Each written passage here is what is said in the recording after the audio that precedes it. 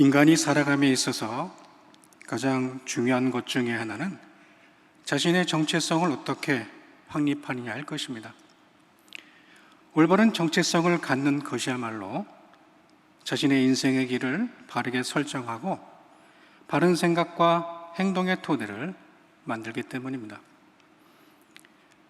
만일 어떤 이가 자신이 누구인지를 잘 모른다면 그 사람의 사고와 행동은 자기 자신이 진짜 누구인지 본연의 모습을 바르게 나타낼 수 없을 것입니다.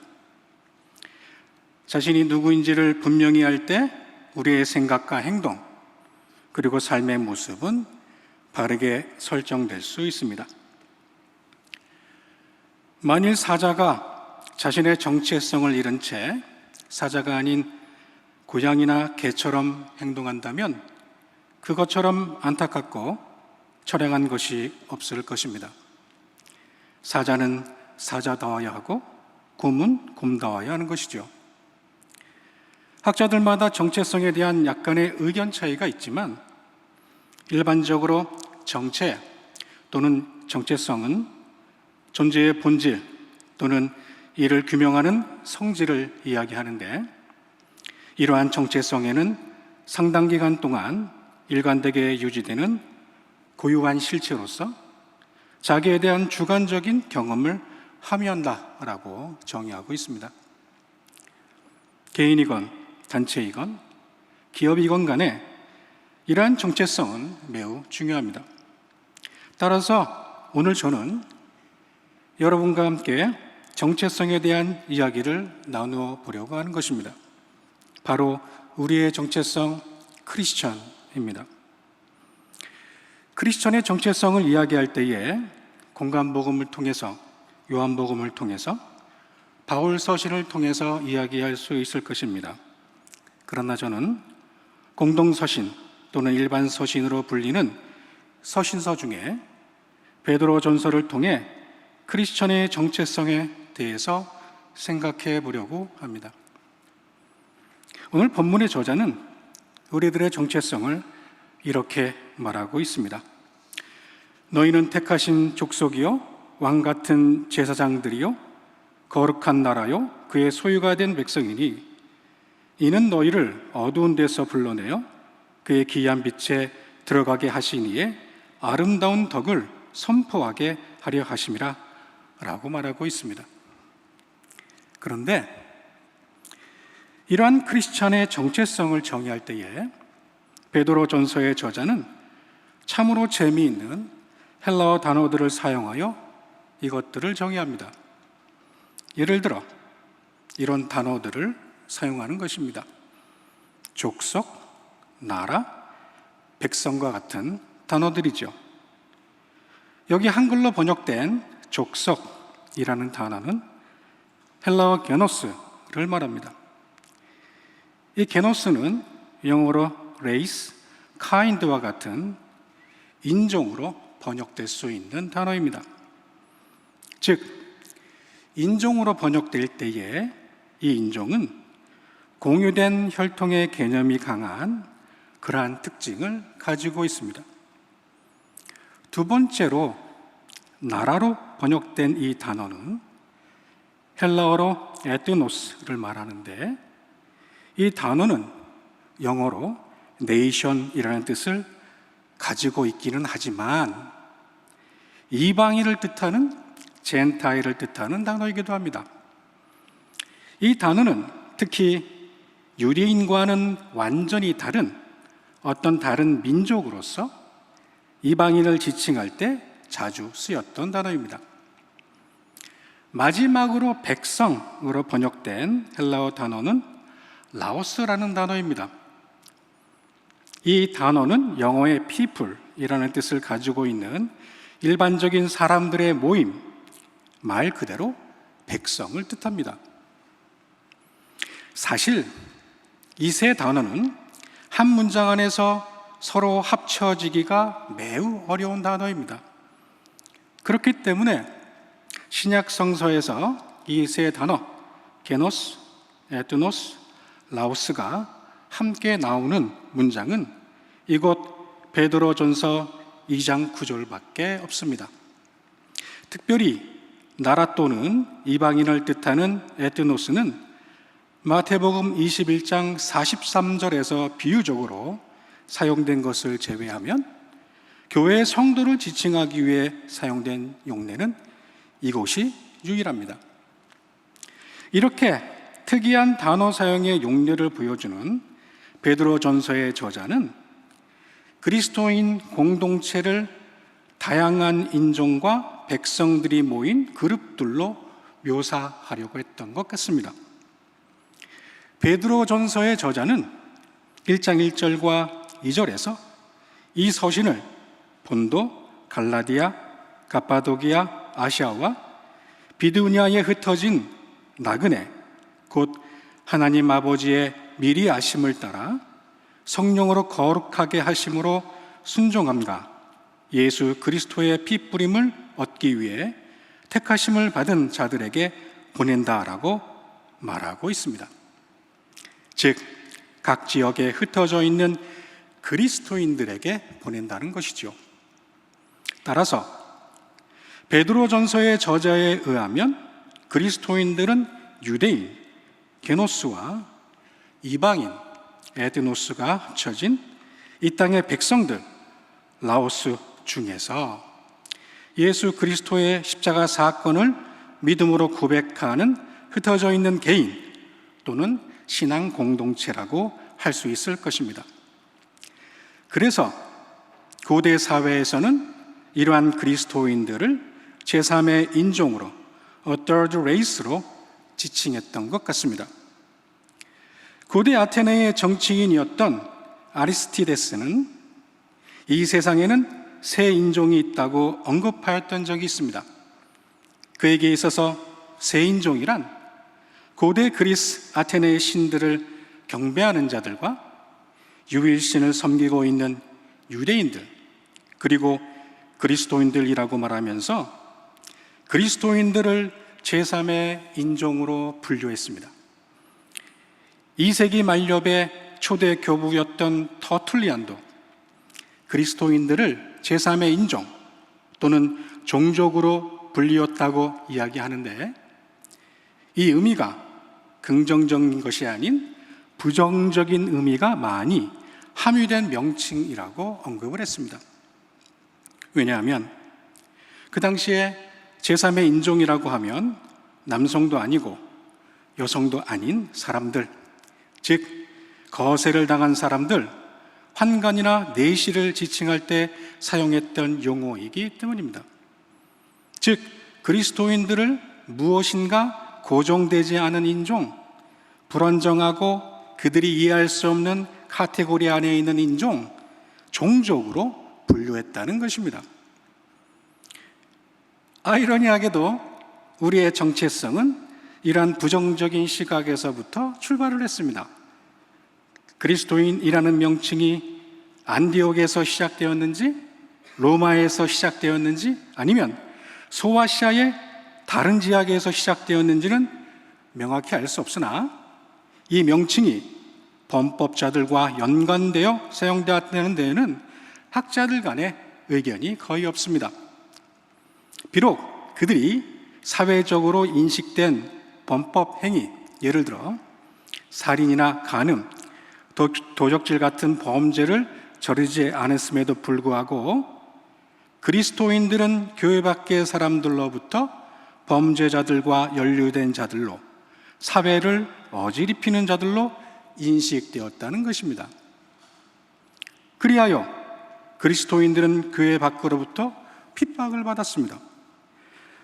그러한 베드로전서의 수신자들이 살고 있었던 이 당시의 핍박이 로마 정권의 조직적인 박해 속에 있었던지, 아니면 비조직적이고도 간헐적인 핍박 속에 있었던지 그것은 알 수 없지만, 자신이 맡은 지역의 치안을 책임지는 지방의 권력자들이 그리스도인들을 어떻게 대했는지를 여러 문서를 통해서 알 수가 있습니다.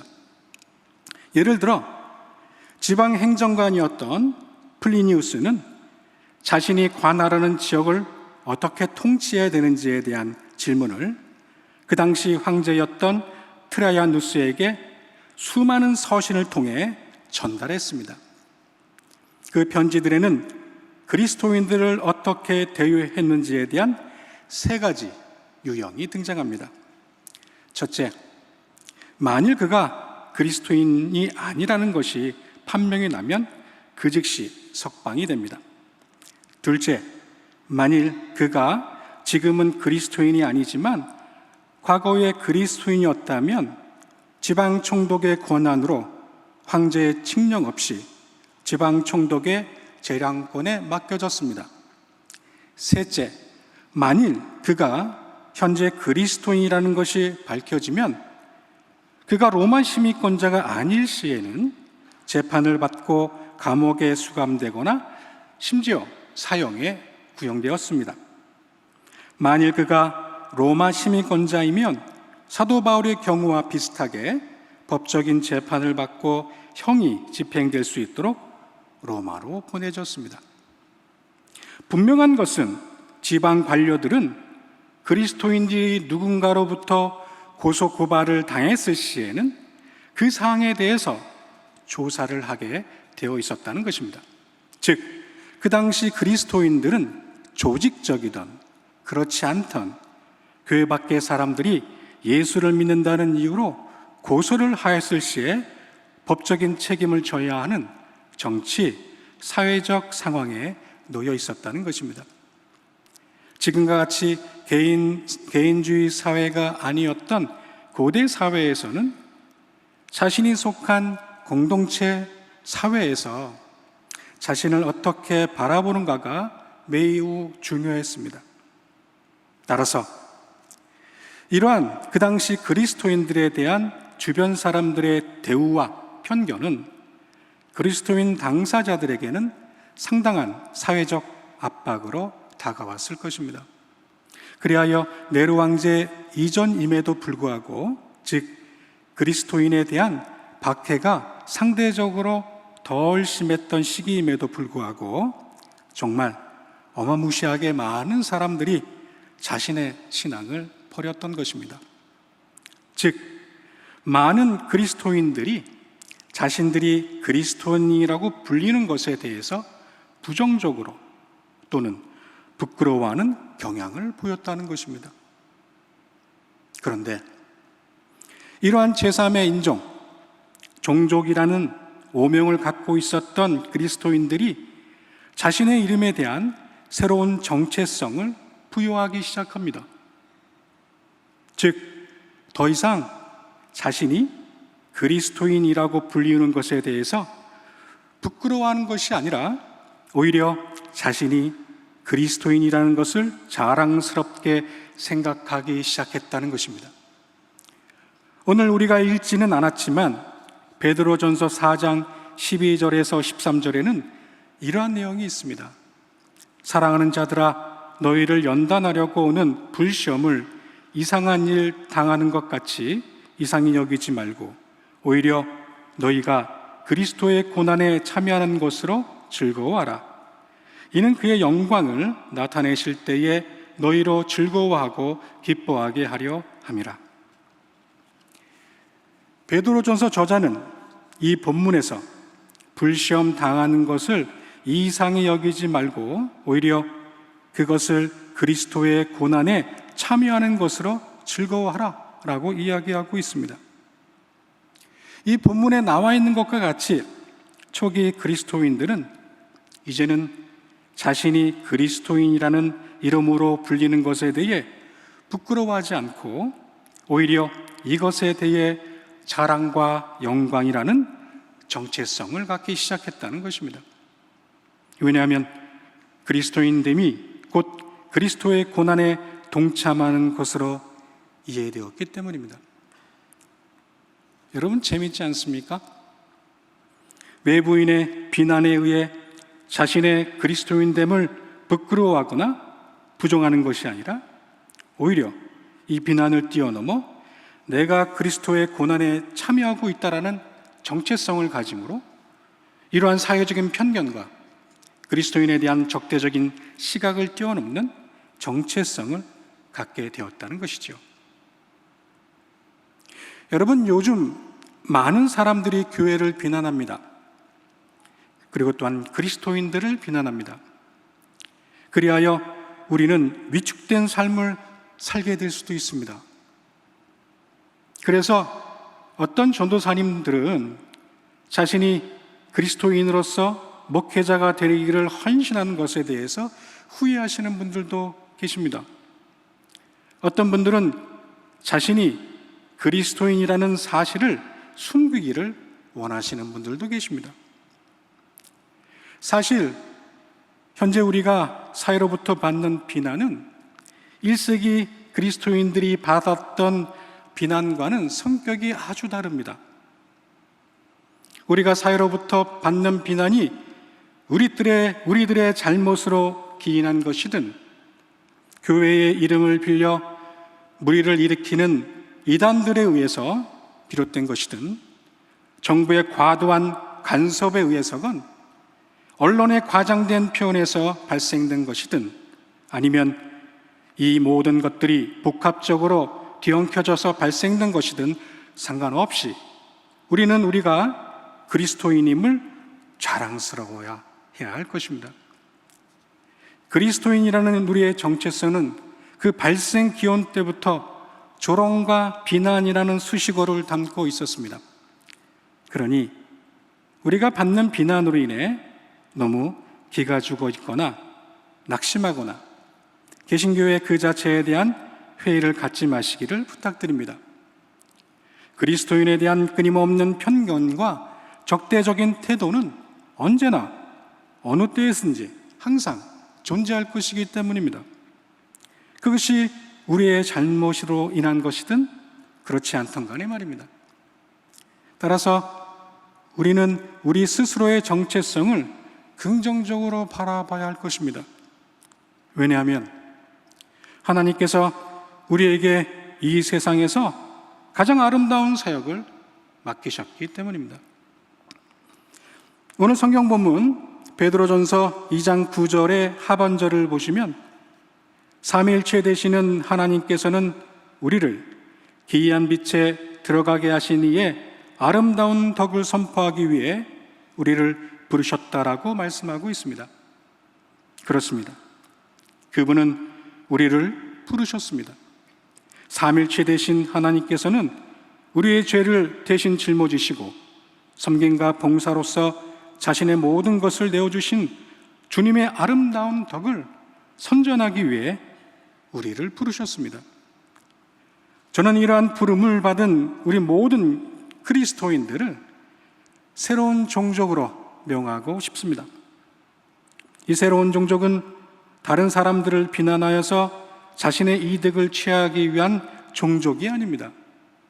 이 종족은 여기저기 땅 투기할 곳이 없는가를 알아보기 위해서 정보를 교환하는 종족도 아닙니다. 이 종족은 주식 투자를 하여서 대박을 꿈꾸는 그러한 종족이 아닙니다. 이 새로운 종족, 그리스도인들은 예수 그리스도의 덕을 기리며 그분이 아름다움을 선포하기 위해서 세워진 종족입니다. 그러니 외부의 판단과는 상관없이 우리의 길을 걸으시길 부탁드립니다. 주님께서 우리에게 가르쳐 주신 성경의 가르침을 따라 한 걸음 한 걸음 자신의 길을 걸으시기를 부탁드립니다. 때때로 좀 부족한 면이 보일 때도 있을 것이고 실수할 때도 있을 것입니다. 그러나 이러한 자신의 부족함에 연연하지 말고 그냥 자신에게 주어진 이 길을 그냥 한 걸음 한 걸음 내디디시기를 부탁드립니다. 여러분의 주님을 위한 변치 않는 애씀은 당장은 아니더라도 마침내 외부적으로 드러날 것입니다. 지속적이고 의도적이며 신실한 노력을 계속 하시길 부탁드립니다. 그리스도인이라는 우리의 정체성을 부끄러워하지 말고 이러한 것을 당연하게 여기며 그냥 우리의 할 일에 집중하며 최선을 다하시기를 부탁드립니다. 이러한 우리의 정체성을 다시금 생각하시면서 힘들고 어려운 삶의 순간을 이겨내시기를 주님의 이름으로 부탁드립니다. 기도하겠습니다.